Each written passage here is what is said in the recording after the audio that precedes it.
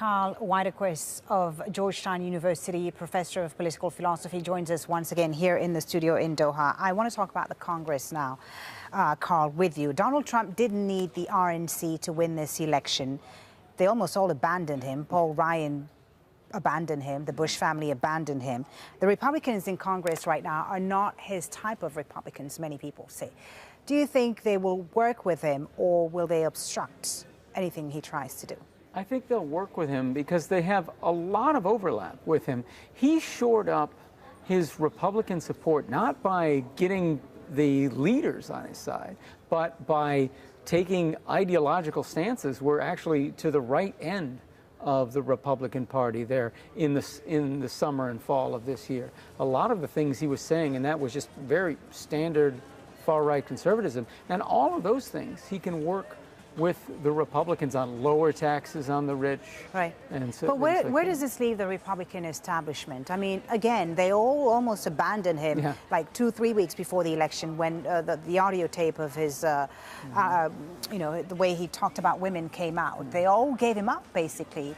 Where is this party right now? Is it still the grand old party, as in grand, or are they going to have to reassess and regroup now after this victory, even after this victory? Yeah, they are splintered, but that tends to happen when you get big, you splinter, and it is. But I don't think it's going to be a barrier to a lot of legislation. They're not just going to obstruct what he does to spite him, and they know he ran on that wall, so they're going to build that wall and tightening immigration policy. Are they really going to build that wall, you think? Well, they'll build a fence. They'll build something. They've got the fence is already there in most places. In parts. Yeah.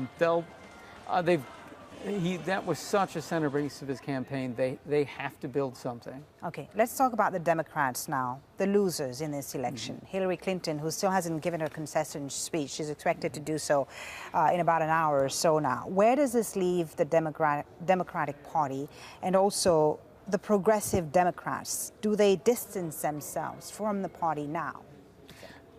No, as I've said, we're stuck with a two-party system until we get electoral reform. I just checked, and Maine passed ranked choice voting, which is a very good system to allow people to say their first choice, their second choice, and their third choice, so they can vote their heart for the first choice and put the lesser of two evils as second or third choice and still have an effect on the outcome. That makes additional parties viable.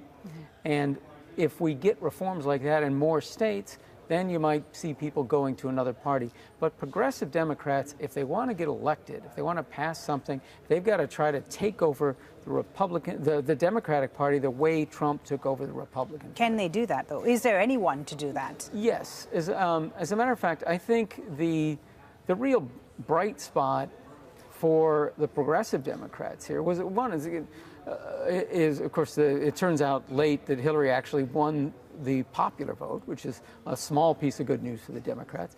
But the progressive Democrats have that argument that Bernie was exciting people in a way that Hillary wasn't, and that they should have gone with what they really wanted, somebody who was really progressive and get people excited about moving in a new direction. Right. So the chances of the Democratic Party nominating someone like a Bernie Sanders or an Elizabeth Warren next time around, I think are very high. All right. Interesting to see what will happen to the Democratic Party. Thank you so much, Karl, for speaking to us. Karl Widerquist of Georgetown University here in the studio with us.